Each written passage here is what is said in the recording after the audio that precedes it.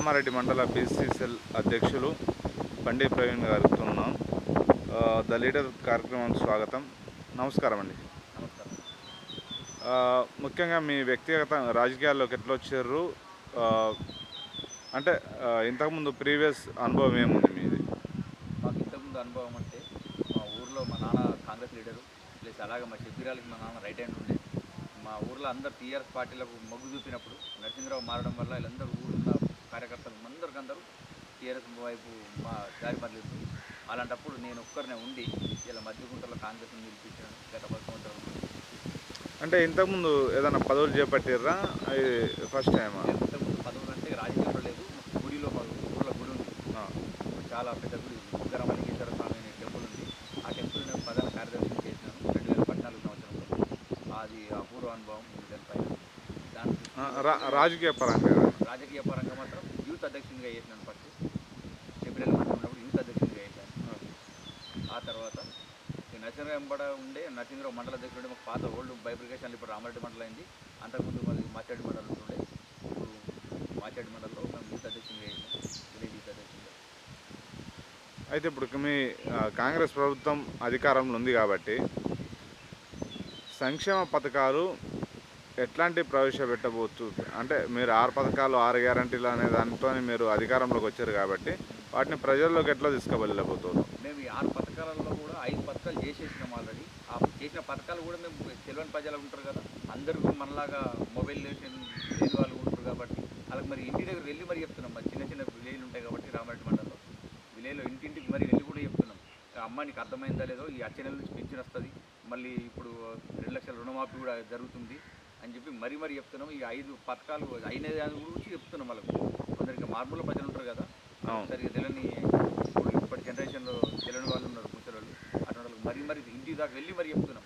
మా శిబిరాలు చేసిన ఘనతకు ఇలా మా ఒక ఫర్ ఎగ్జాంపుల్ చెప్తున్నాం. మధ్యగుంట గ్రామం ఉంది. మధ్యగుంట గ్రామానికి నిండు పునాదిరాయి అంటే ఇంటికి ఒక ఫోటో పెట్టుకొని మొక్కాల్సింది ఎవరైనా శిబిరాలు మొక్కలు. ఎందుకు అనగా ఈ యొక్క మా మధ్యగుంట ఒకప్పుడు నేను పెళ్లి చేసుకునే 2009 సంవత్సరంలో మా ఊర్లో పిల్లని ఇవ్వాలంటే అబ్బాయికి అమ్మ మధ్యగుంటనా అని చెప్పి భయపెట్టేవాళ్ళు.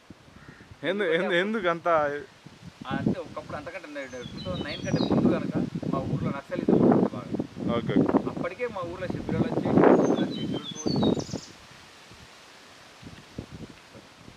సీసరోడ్ పోసిండు, సీసరోడ్స్ 1 టైం స్కూల్ భవనాలు.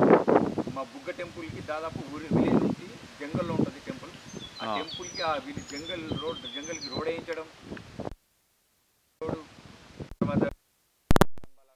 పోలీసు చాలా వర్క్ చేసిండు. షబ్బీరాల్ని ఒక పూర్తి చూసుకోవాలంటే ఇప్పుడు 10-15 ఇళ్లలో కూడా చూస్తే కనుక ఇప్పటికి ఫోటో పెట్టుకొని మొక్కుతున్నారు.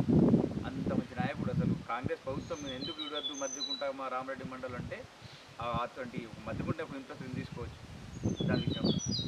అంత మంచి నాయకుడు అండి మాకు షబ్బీరాల్.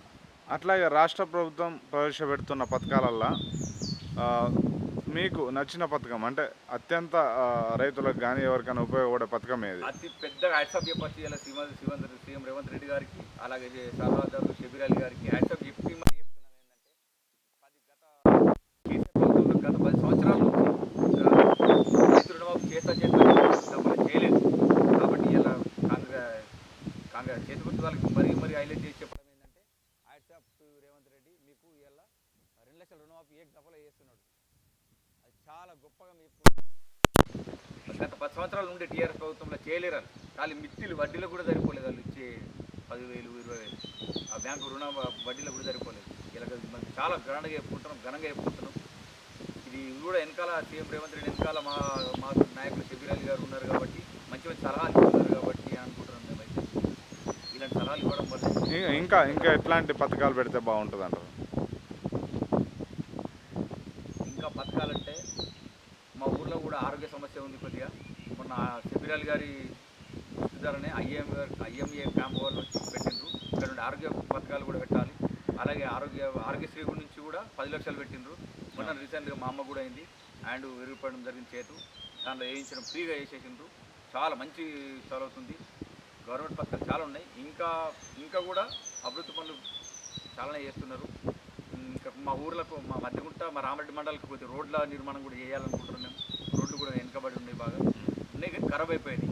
ప్లస్ అలాగే మా బుగ్గ టెంపుల్ దగ్గర కూడా ఇప్పుడు మా కామారెడ్డి కాన్స్టిట్యూన్సీలో ఉన్న ఎమ్మెల్యే గారు రమణారెడ్డి గారు, కాటుపల్లి రమణారెడ్డి గారు మాకు టెంపుల్కి రోడ్ వేసిస్తా, లైట్లు వేసిస్తా అన్నాడు. ఇప్పటికి వచ్చిన దాకా లేదు. ఇప్పటికి కూడా ఒకటువంటి కళ్ళపొల్లి మాటలు నమ్మి రైతు మా ఓటర్లు ఓట్లు వేయడం అట్లా కరెక్ట్ కాదు అని చెప్తున్నాను.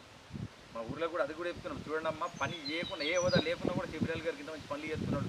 ఇలా అనవసరంగా ఆయన నమ్మి గెలిపించుకున్నాం. ఇప్పటికీ ఆయన కార్యకర్త వాళ్ళ అమ్మాయిని పోతే కూడా మొన్న రాలేడు ఇంటికి. నేను అన్నిటికీ సరిపోను రాను అని చెప్తున్నాడు. అటువంటి నాయకుని గెలిపించుకోవద్దని చెప్తున్నాం మా వాళ్ళందరూ కూడా. ఇక పథకాలంటే కూడా ఆయన ఇప్పటికి ఇస్తున్నాడు, ఇంకా 5 సంవత్సరాలు తప్పాలి ఇంకేలా ఉంటాడో అది కరెక్ట్ కాదు అనుకుంటున్నాం మేము కూడా. సీఎం గారు పనితీరు ఎట్లుంది? సీఎం గారు పనితీరు హైట్ ఆఫ్ చెప్పచ్చు, పొద్దున్నే చాలా బాగుంది. సీఎం గారు కూడా మంచి ఆలోచనతో చేస్తున్నారు. ఇప్పుడు మంత్రి పదవులు కూడా సెక్షన్లో పెడుతున్నారు. చాలా హ్యాట్స్ ఆఫ్ చెప్పచ్చు సీఎం గారికి. సీఎం గారు మంచి పద్ధతులు నడుస్తున్నాడంటే వెనకాల ఉన్న సలహాదారులే ముఖ్యం.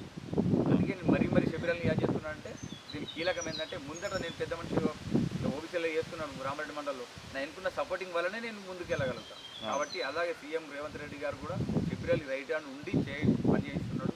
హ్యాట్స్ ఆఫ్ మరి ఫైనల్గా మీరు మండల బీసీసీఎల్ అధ్యక్షులుగా ఉన్నారు కాబట్టి ఫైనల్గా మీ మండల ప్రజలకు మీరు ఏం చెప్పదలుచుకుంటారు? మా మండల ప్రజలకు ఏం చెప్తున్నామంటే, ఇప్పుడు కొత్త మంత్రివర్గంలో మా యొక్క బీసీ కార్పొరేషన్లో వచ్చే పథకాలు ఏవైతే ఉంటాయో ఆ పథకాలు మరీ ఇంటింటికి చేరే విధంగా చెప్తాను అని చెప్తున్నాను.